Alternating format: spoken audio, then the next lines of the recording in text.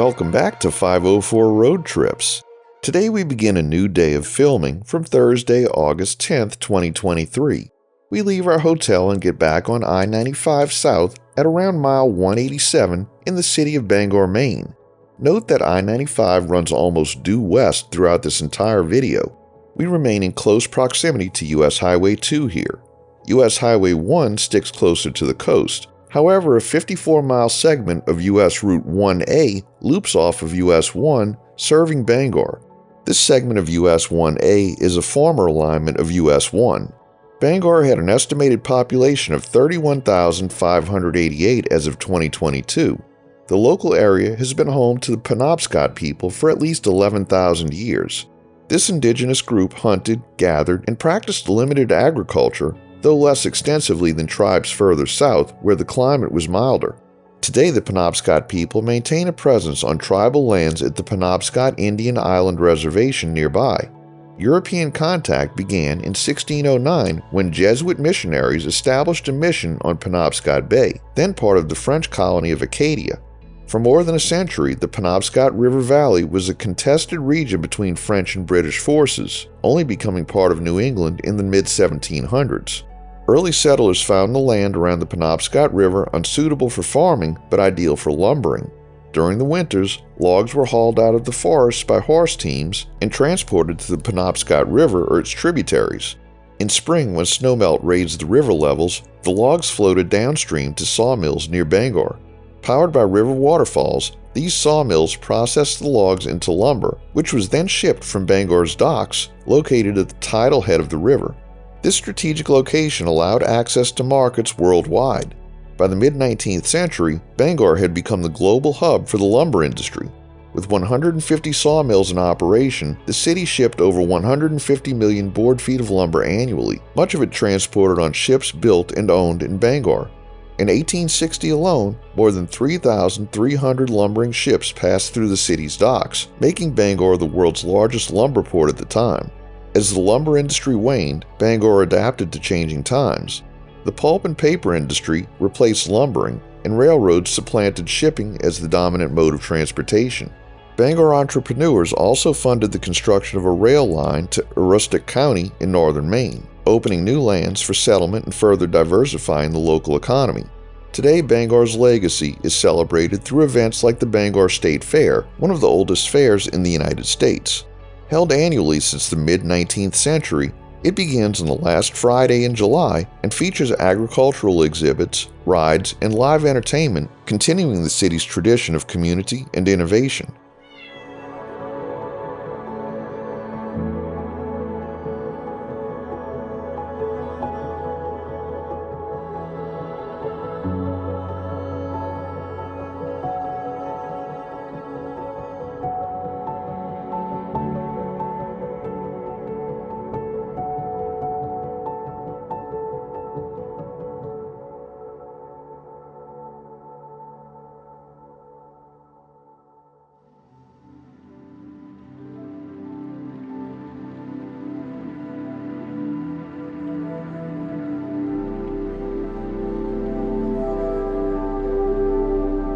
We enter the town limits of Hamden, which had a population of 7,709 as of the 2020 census.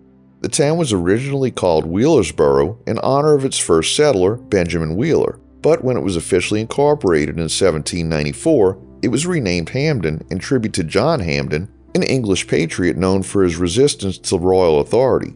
Hamden is the birthplace of social reformer Dorothea Dix, who in the early 1800s advocated on behalf of the indigent mentally ill and lobbied Congress to create the first generation of American insane asylums. A park named in honor of Ms. Dix is located on the site of the farm where she was born, preserving her legacy and connection to the area.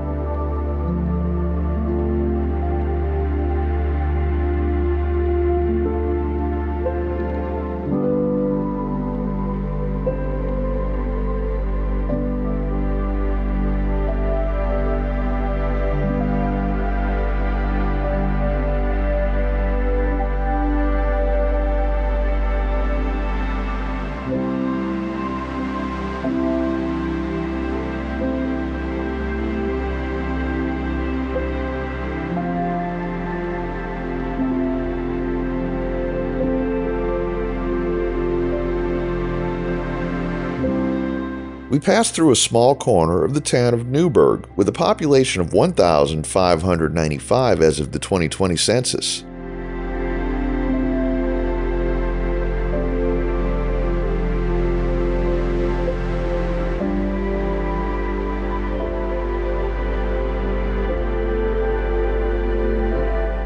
Now we enter the town of Carmel, still within the Bangor metro area.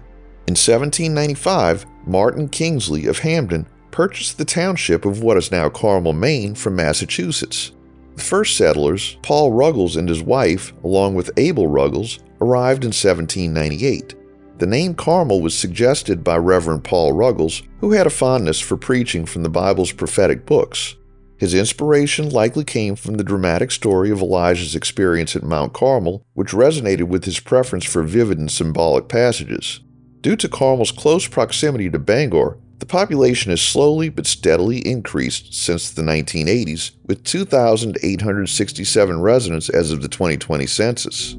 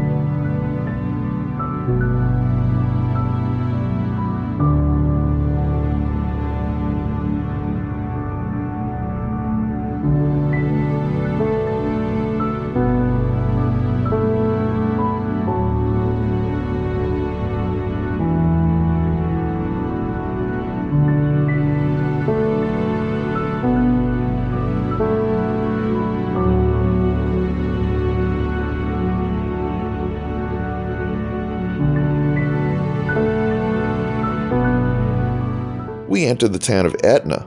The area was originally called Crosbytown when it was settled in 1807. General John Crosby of Hamden owned the land. A post office was established in 1823, marking a step towards community development, and the Baptist church was completed in 1835. In the early 1820s, a mail route was created between Bangor and Millburn, further connecting the small community to the region. Though Etna has seen some growth in recent years, it remains a small town. It shares an elementary school with neighboring Dixmont, located on Route 143 near the town line on the Etna side. In 1928, Camp Katahdin was founded by Douglas W. Crate Sr. This summer camp for boys operated until 1970, when its founder passed away, leaving a legacy of nearly 5 decades of activity and community spirit.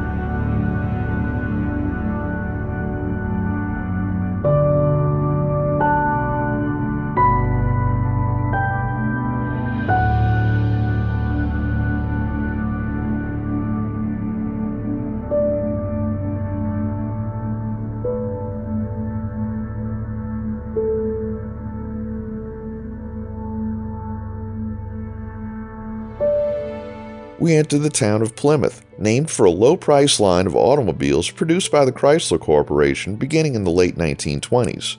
This is where we'll end today's video here at mile 163. Thanks for watching. Special thanks to our channel members shown on your screen here. Please consider joining them to help support our channel and get early access to our regular videos. Membership starts at $1 per month, or it doesn't cost anything to give us a thumbs up, subscribe, leave a comment below, and join us for our next 504 road trip.